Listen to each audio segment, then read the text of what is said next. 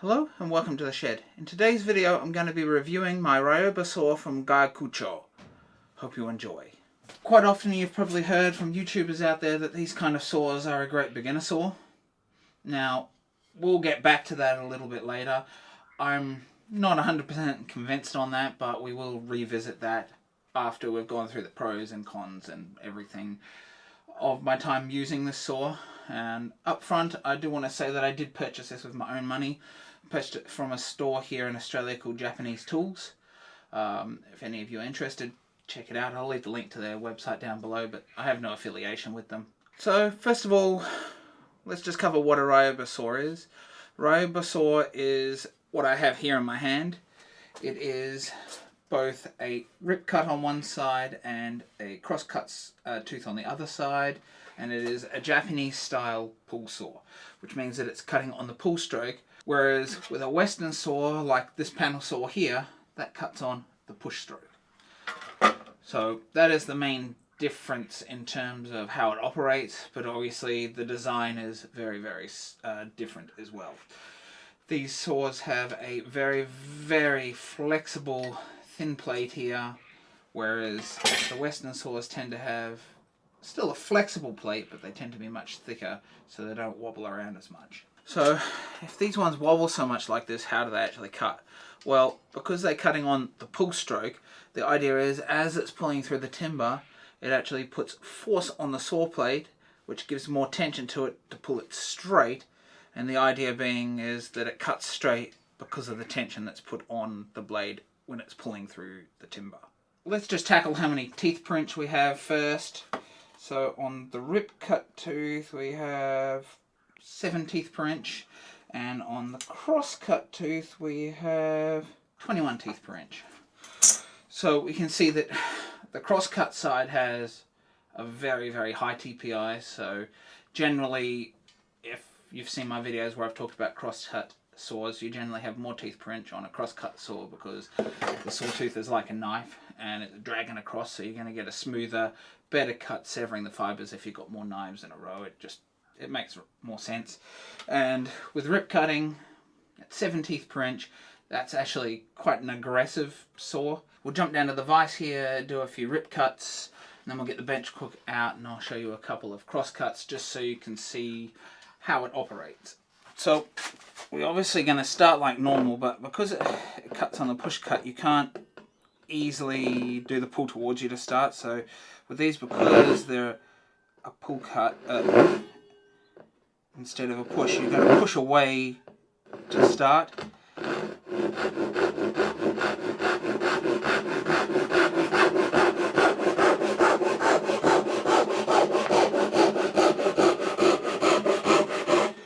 So we can see that they saw quite well.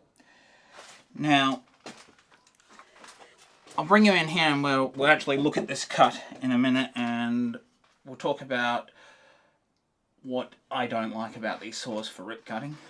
Due to how aggressive the tooth is on this, it catches the timber a lot. Now obviously when you start, most saws catch, so you do need to push away to start this because it's a pull saw. So you're actually using the back of the tooth to initiate it.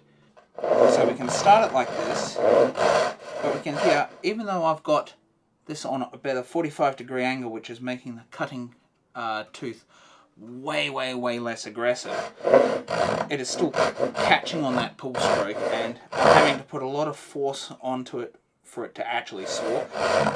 Now, it might not look like it on camera, but there's a lot of force coming through that required because the tooth is catching. Whether you've got it flat like this or up like this, it catches a lot on this particular rip tooth. Now, I think it's partially to do because of how aggressive the tooth is, but I'm not 100% sure.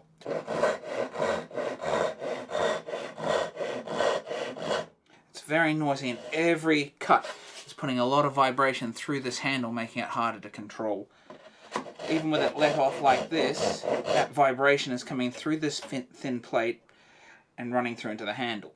Now I think part of the reason that is it's innately in the design of how these saws work with that tension coming through them. So because they're catching, it relies on it to catch for it to saw and keep that tension, as I mentioned earlier. And so as it catches, it vibrates the plate a lot because of how thin the plate is. It causes a lot of wobble in the plate, and that's causing a lot of extra vibration through the cut. And that is the main reason. It's the biggest sticking point I have with the rip tooth on this, which you don't get as much in the crosscut. You do still get it a little bit, but nowhere near the amount that you get with the rip cut. And it's surprising that it does this, considering how little set is actually on these plates, which is about half a millimeter. The main reason there is so little set is because of how thin the plate is. So the plate is thinner than the set, so they don't really need to add much set to allow the plate to go through. But in doing that, it also means that the saw is less stable in the cut and can cause a lot of vibration and a lot of issues. And even though you can let it off like this to give it a way less aggressive cut, because if I'm going like that, it makes it more aggressive. If I left it up this way, it's making that 90 degrees, less than 90 degrees when it hits the wood. So it should cause less vibration and get stuck less. But no matter what angle you release it to or relieve it to, you're still getting that tooth catching and the vibration. So yeah, it's just something that I really can't stand, and which is why I barely use this for rip cutting, because it just doesn't work the way I like it to work. The other thing that I wanted to cover here, you can see in this process that I reference the saw handle like this. So I hold it up. I tend to still point my finger because that allows you to get better mechanics with your sawing. If you've seen my videos where I show you how you do that, the alignment of the wrist, elbow, shoulder. Now with this, you can lock the wrist, push the arm down here, which really does lock that wrist in place. And then you just got to worry about the alignment of your elbow and your shoulder, because the wrist is locked in a straight, and this arm coming down here actually works well for that. So that's how I hold it when I'm using it. You will see a lot of people holding it here, and you can come two-handed, but you're going to lose your accuracy, and it's going to be very hard to control if you don't lock it in that position, or that's what I find. The crosscut on this, because it's got 21 teeth per inch, it's actually really, really easy to start in comparison to the rip tooth. So I've got this line here.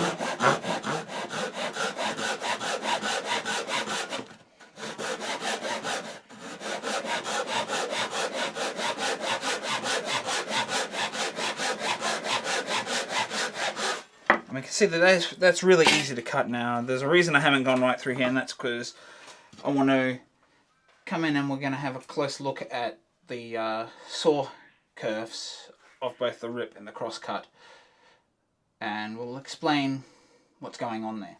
So now that I've shown you how the saw works, so you've got some idea of what I'm talking about when it comes to the pros and cons, and how many teeth and what we're working with, well, we'll jump into the pros and cons, starting with the pros. So obviously when it comes to a Ryoba pool saw such as this, the most glaring pro is the price. While something like this might cost as little here in Australia as about, I think the cheapest one I've seen is about $25 with the plastic handles, which is quite low quality. You've got a mid-range one like the one I have here, which is why I chose this particular one to review for you guys, which has a replaceable head up here, so you can undo it here. The wooden handle that's wrapped. Now, the price of this, I said, was around about $50. The cost of something like a brand new panel saw that's like this, obviously this is a vintage one and not a brand new one, but a brand new one of these is going to be costing you somewhere in the range of $200 to maybe $400 brand new. So we can see that that is one big pro for a saw such as this, is that the price. They're very, very, very affordable. Now there are more expensive ones that are professional ones that go up over $100. Another pro is that obviously you only have to buy the one saw, which makes that cost even more affordable. You have both a rip and a crosscut tooth on the exact same saw, which is beneficial. It's easier to store it. You can undo this and fold it down next to it, and you can store it in you know, a very small area. Unlike something like this, which, okay, when it's out like at its full length, it's about the same, but if you fold it down, this is going to store much easier than this as well, and you're going to have 2 panel saws in the size of 1. Another pro that I think goes along with this one is that it is relatively easy to cut because of how sharp it is. Now, these are most likely laser sharpened, I think. I know they're not impulse hardened, but they are very, very sharp. And on here it actually says Razorsaw, which kind of gives you an indication that it's razor sharp. I'm going to move into some of the cons. Now, the first con that I have with this is how flexible this blade is. It's a very, very thin blade. And okay, for fine joinery, a very thin blade is good. But the thin blade on this, I find, is too thin. It's too flexible. And as the saw relies on tension when you pull with it, I find that it's actually not a very beginner-friendly saw to use. And it took me quite some time to get used to being able to use this, because it's fairly awkward to actually get it to use it and for it to be accurate in my opinion. Now I want to just jump down here, and it goes along with how flexible the plate is and how thin it is and wobbly this plate is. We're going to look at the saw curves down here. First of all, we're going to look at our rip cut curves. Now, we can look at this, and if I put a square up against this, you can see that that is not even close to straight. It's not on an angle, it's curved. Now, the problem I have with that is that if it's curved, it means that the plate is flexing like this in the middle, which means that when you're sawing and it's being manipulated in the wood, these things do not stay flat. They twist and the shape goes all over the place. It springs back. You can see even as I'm moving this through here now, it's actually curving the plate. The plate is actually curving to that curve. It's actually flexing in the middle like this. If we look at the second one, it's not curved quite as much, but it's still not a straight cut in there at all. Even though I was sawing straight, if you go off with your sawing in something like a Western saw such as this panel saw, these plates can't flex in the middle. So if you do go off, it's more this movement with your wrist, and you end up still with a straight line, albeit maybe on an angle. Now, the other thing while I'm talking about, obviously a rip saw there, what you can do with a Western saw, and I'll leave the video down below where I talk about this in more detail, you can actually do corrective sawing with a Western saw such as this. Because of the handle, you have a lot more control over your saw cut than you do with this Ryoba style. It's very hard, and because of how flexible the plate is, you can't really do any corrective sawing at all. You stuff up your kerf a little bit with a Western panel saw, you can lift it up, you can use the side of the tooth because you've got the flexibility in the plate, or the rigidness I should say, because these plates are thicker. It allows you to counteract it, bring it back across, and correct before you go too far out. Now, I've tried that a number of times with this style of plate, and you just can't do it.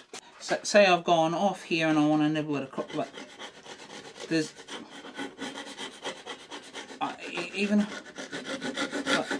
it doesn't go. It does a very fine nibble off here, but you can't actually midway through your cut actually try and do it, because also the set on a saw such as this is so fine.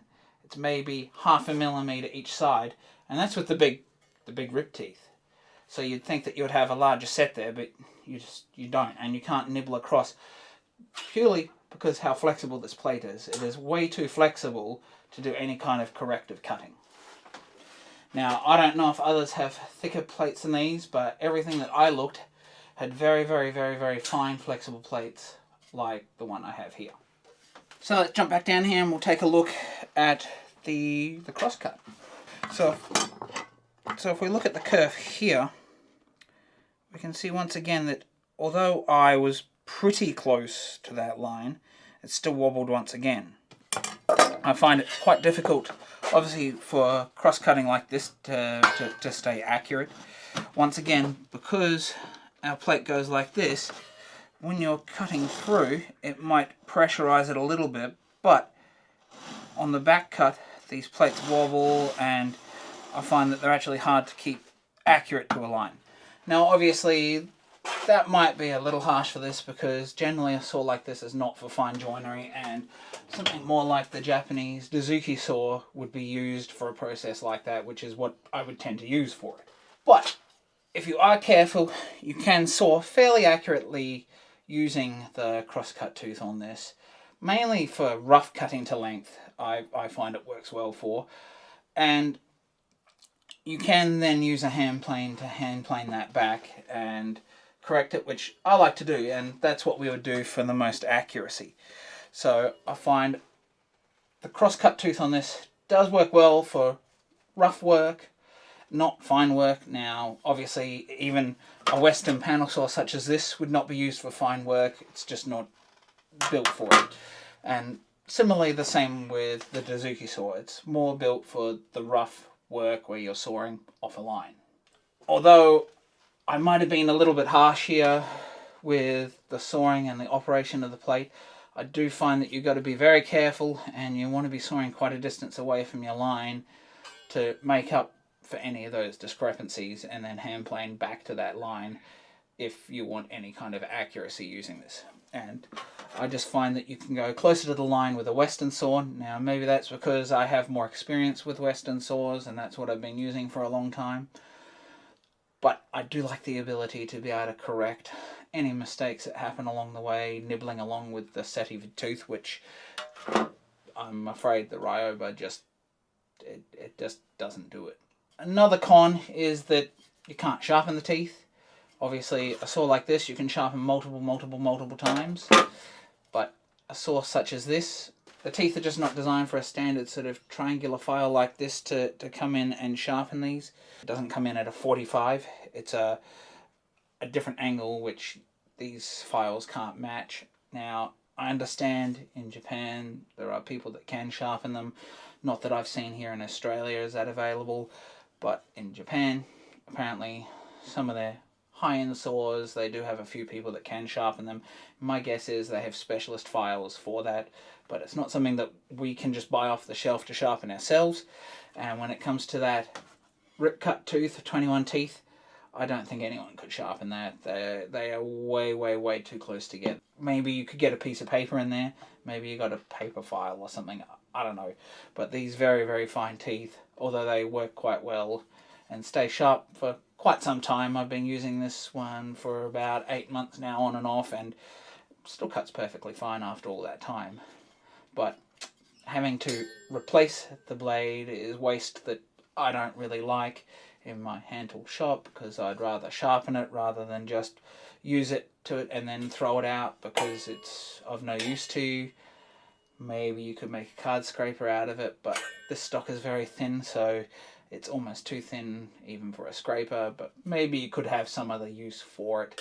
However, we're buying these as a saw to be used as a saw, so if we take it off and we replace that blade, it's kind of just waste that I don't like. Not to mention, the cost of these blades are quite expensive. Where I've seen them, they're about half to maybe 2/3 of the cost of the saw, which means your handle, which probably doesn't cost much in the first place to reduce, is only a fraction of the cost. So replacing the saw blades, I don't think is particularly cost effective. You guys let me know down below if you've had different experiences, but that's what I've experienced and what I can find here in Australia. I'm interested to know any of you guys in other countries what the go is and what's available. So please let me know down below, and we can try and just build this database up to help people out. So now I just wanted to cover a few things that I've noticed in my time using the Ryoba saw. It gives, when using the crosscut side, it does give you a very smooth finish on your timber, which is nice. Obviously, due to the 21 teeth per inch, you're going to get a much finer cut. The rip cut side I find leaves a very jagged and nasty edge, mainly because of the low teeth per inch on there and that it's just not that smooth in operation. It does leave a very jagged edge. The other thing that the crosscut tooth is really good for on these Ryoba saws is for cutting sheet goods such as plywood. It really excels at that, and because of the shorter plate it's a little bit easier, especially when you're sawing something like that by hand at your workbench. And I'll leave a little clip of where I've done that recently just so you can see what I'm talking about. And because of its thin plate, it goes through the plywood very well without getting stuck and snagging. So that's another bonus of this saw that I've noticed. And so when we come on to people saying that this is a great beginner saw, I really don't think it's a good beginner saw at all. It's good for its price, and maybe it's not a bad saw for its price, but in terms of beginner friendly, I don't see these saws as beginner friendly. If you want to buy one of these saws as a beginner with not much money to use the crosscut tooth, then I endorse the crosscut side of this, but the rip cut side on these saws is just a nightmare and is going to cause you a lot of problems as a beginner. If you're looking to save money, maybe go out and buy a Western rip saw and grab up one of these for a cheaper crosscut saw, or if you can, try and get 2 vintage saws and restore them. But if you are looking for a new saw and you are just getting started, this is going to be adequate and it will get you started, but just know you're going to have quite a few issues with the rip cut tooth, and you're probably not going to realize why because you haven't had a lot of experience, especially if you're new to the craft. Overall, I think that it's not a bad saw for its price, except I wouldn't bang on buying this saw to do rip cutting processes that are accurate, because I can't suggest it, because you just can't control the rip tooth on this saw very well and actually cut straight. It is very, very difficult to do so. So I'll hand it over to you guys. Let me know in the comments down below what your experiences are with the Ryoba saw. Try and talk about it below and try and help everybody out. So if you liked this video, you'd like to support me, please consider liking and subscribing down below. It really does help the channel out more than you know. And while you're down there, if you want to support me a little bit more, please consider giving a super thanks to the video if you got value out of it, or maybe check me out on Patreon, and that link's in the description below. So if you want to see some more videos like this, check out the video up here, which I'll put up here when I've reviewed the Japanese Dozuki saw. And I'll leave the playlist to all my other reviews down here below if you want to check them out. Bye for now.